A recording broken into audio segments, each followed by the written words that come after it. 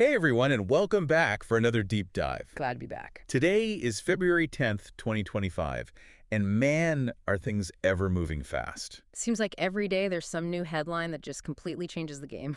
Totally, and that's exactly what we're going to be digging into today. Sounds good. We've got Elon Musk making moves in AI.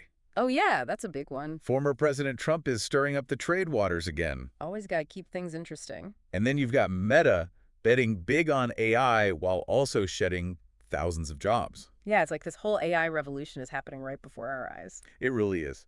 So let's just jump right in and start with the Musk news. Okay. So he's leading a group that's trying to buy OpenAI. The company behind ChatGPT. Yep, for a whopping $94.4 billion. Wow, that's a serious chunk of change. I know, right? And this is Elon Musk we're talking about. The guy who's already upended the car industry and space travel? Exactly. Yeah. So when he decides to focus on AI, People pay attention. big time. And OpenAI is already like a front runner in the AI race. Oh, absolutely. They're the ones pushing the boundaries of what AI can do. So with Musk at the helm, it's kind of hard to even imagine where things could go. Yeah, I mean, he's all about pushing limits and thinking big. And he's also been pretty vocal about the potential dangers of AI, right? Oh, yeah, he's talked about the need for ethical AI development and making sure it doesn't get out of control. So I'm really curious to see how those concerns will play out if this acquisition actually goes through. Yeah, it's like this whole other layer to this story because Musk is also heavily involved with Neuralink. That's the brain-computer interface company, right? So could we see some kind of convergence between OpenAI's work and Neuralink's technology under Musk's leadership? That's a pretty wild thought. It's like science fiction becoming reality. And then on the other side of things, we've got former President Trump bringing back those tariffs on steel and aluminum imports, Yeah, that news sent shockwaves through the markets. especially in Asia. Investors are definitely feeling uneasy about the potential fallout. It's like nobody really knows who's going to win or lose in this tariff game.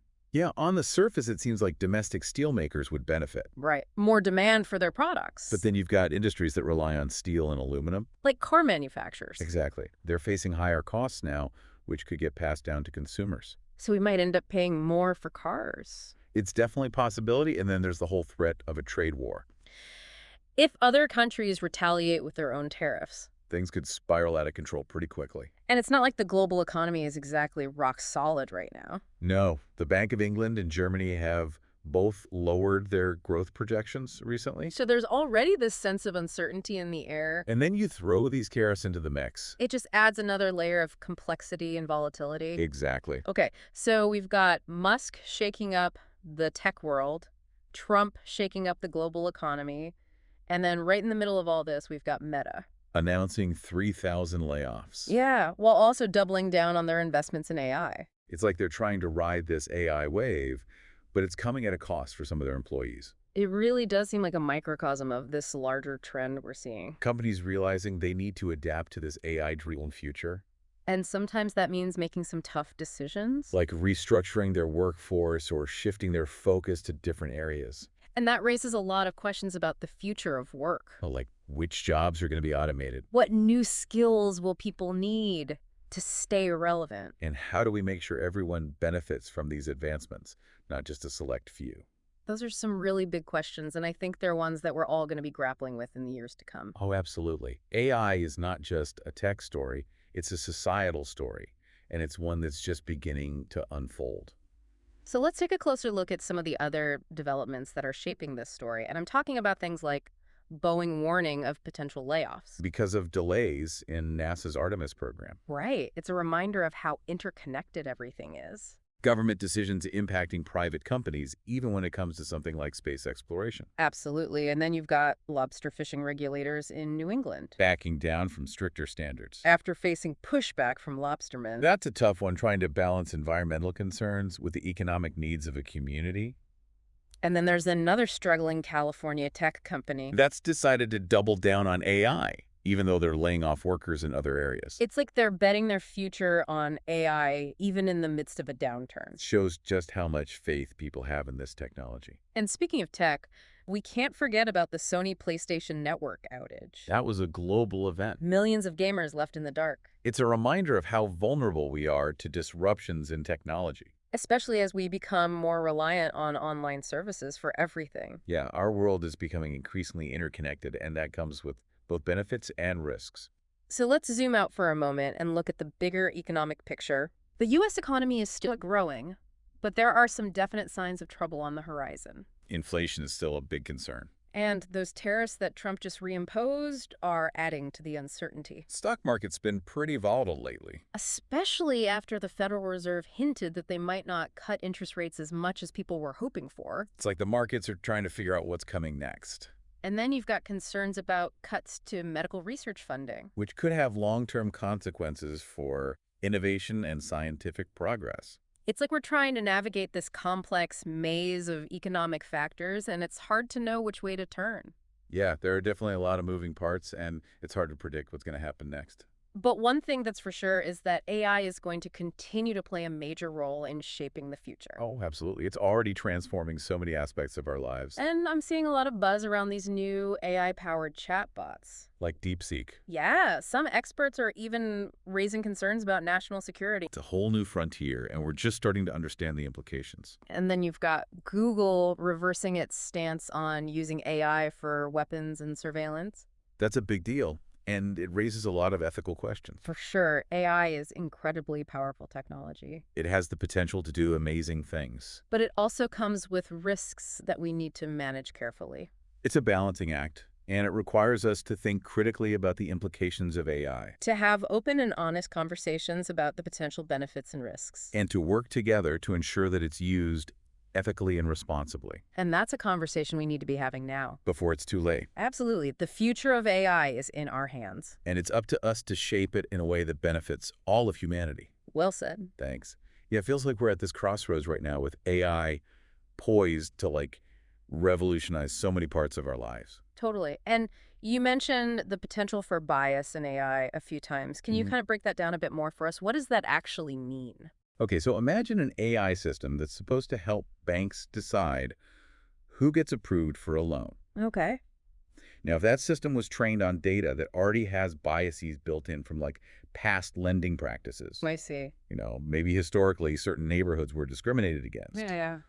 then that AI might just keep perpetuating those same biases, even if nobody programmed it to do that on purpose. So it's not necessarily that someone is intentionally building bias into the AI, Right. but the data itself is already skewed. Exactly, and that can have huge real-world consequences. Because people could be denied loans or other opportunities just because of those hidden biases. Exactly. It's not about their actual qualifications or merits. It's about the data that the AI is using to make decisions. Yeah, that's a pretty scary thought. It is. So what can we do about it? Can we even create AI that's truly unbiased? It's a tough challenge, but I think there are definitely steps we can take. Like what? Well, first, we need to be really careful about the data that we use to train these AI systems. So it's got to be diverse and representative of the real world. Right, and we need to actively look for and correct any biases that might be lurking in that data. So it's like double checking the ingredients before you bake a cake. Uh-huh. I like that analogy. If you start with bad ingredients, it doesn't matter how good of a baker you are, the cake's going to be messed up. Exactly, and it's not just about the data either. What else is there? Well, we also need more diversity among the people who are actually designing and building these AI systems. So different perspectives can help catch those biases that might otherwise slip through the cracks. That's the idea. A more diverse team is going to be better equipped to spot those blind spots. And it's not just about fairness either, right? No way. A diverse team is also more likely to come up with more creative solutions, Absolutely. You get a wider range of ideas and approaches. which ultimately benefits everyone. Totally. So diversity in AI is both an ethical imperative and a strategic advantage. Okay, so let's shift gears a bit and talk about the impact of AI on jobs. We talked about Meta's layoffs and the potential for job displacement, Right. but are there also new opportunities emerging because of AI? Oh, absolutely. As certain tasks get automated, it frees up humans to focus on the things that AI is not good at yet. Like what? Things that require creativity, critical thinking, complex problem solving. Those are all areas where humans still have the edge. So it's not really about humans versus machines. No. It's more about finding ways for humans and machines to work together effectively. Exactly. AI can augment human capabilities, Mhm. help us to be more efficient, more productive, more innovative, But it's up to us to figure out how to manage this transition. and make sure that everyone benefits. So can you give us some concrete examples of how AI is changing the way we work? Sure. Let's take the healthcare industry as an example. Okay. AI is already being used to analyze medical images, which can help doctors diagnose diseases earlier and more accurately. Oh, wow. So it's like giving doctors a superpower. Kinda. It allows them to see things they might have otherwise missed and make better decisions. And are radiologists worried about losing their jobs to AI? It's not about replacing them. It's about augmenting their abilities. So they can focus on more complex cases and spend more time with patients, Right. And we're also seeing AI being used to develop personalized treatment plans. tailored to each individual patient? Exactly. Taking into account their genetic makeup, lifestyle, Yeah. medical history, all that stuff. So it's like precision medicine.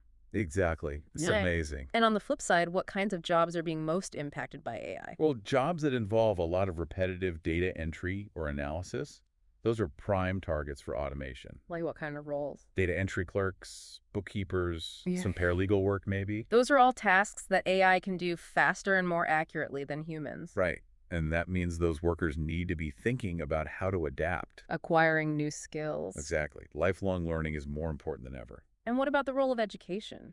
Do we need to completely overhaul our education system to prepare kids for this AI-powered future? I don't think we need to start from scratch, but we definitely need to integrate AI into existing frameworks. So like adding a new subject to the curriculum Yeah, like AI literacy. alongside reading, writing, arithmetic. Exactly. We need to teach students how to use AI tools effectively, how to think critically about the implications of these technologies, how to adapt to a world where the nature of work is constantly changing. And that needs to start early, right? Oh yeah, we can't wait until college to introduce these concepts. It's about empowering everyone to navigate this AI-powered world thoughtfully and responsibly. Totally. And it's not just about formal education either. What else is there? We need to create more opportunities for people to upskill and reskill throughout their careers. To keep up with the rapid advancements in AI. Right? Online courses, boot camps, partnerships between companies and educational institutions.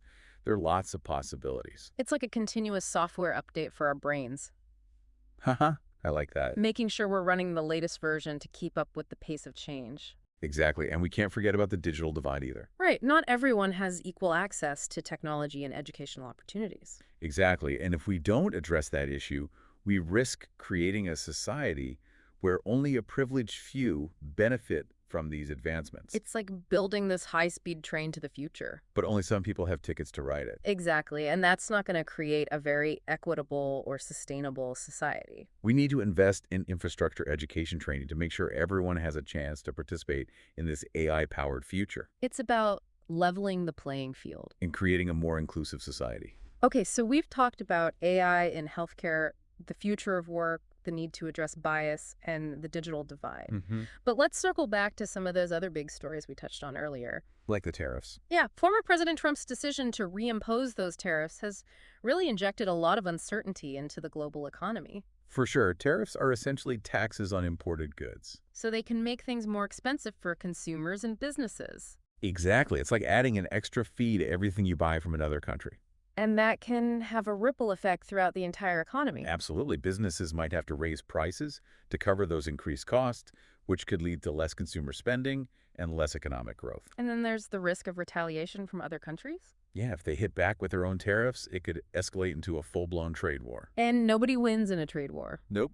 It just disrupts global supply chains, reduces economic growth, and leads to higher prices for everyone. So is this just a negotiating tactic from Trump, or are we really headed towards a more protectionist world? It's hard to say for sure. There's a lot of uncertainty right now. But it's definitely a situation worth watching closely. Absolutely. These tariffs have the potential to significantly impact the global economy. And it's not just about economics either, right? No. There are also geopolitical implications to consider. Oh, for sure. These kinds of trade disputes can damage relationships between countries. And erode trust. It can make it much harder to cooperate on other issues. Like climate change or global security. Yeah, it's all connected. And speaking of complex challenges, we also talked about the struggle to balance economic growth with environmental sustainability. Yeah. That lobster fishing story in New England is a perfect example of that tension. It really highlights the tough choices we face as we try to move towards a more sustainable future. Because we need to protect the environment.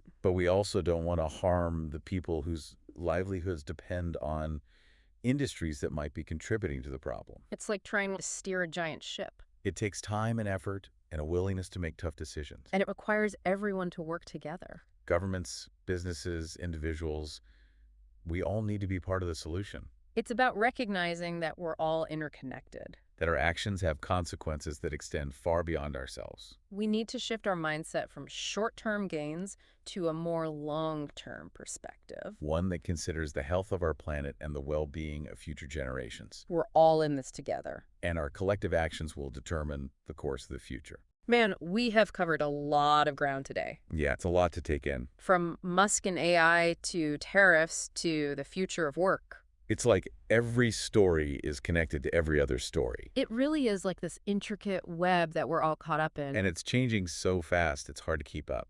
Totally. But even with all the uncertainty and the challenges, I still feel like there's a lot of reason to be optimistic about the future. Yeah, I agree. I mean, there are so many people out there who are working to make things better. What are some of the things that are giving you hope? Well, one thing I'm really excited about is the rise of impact investing.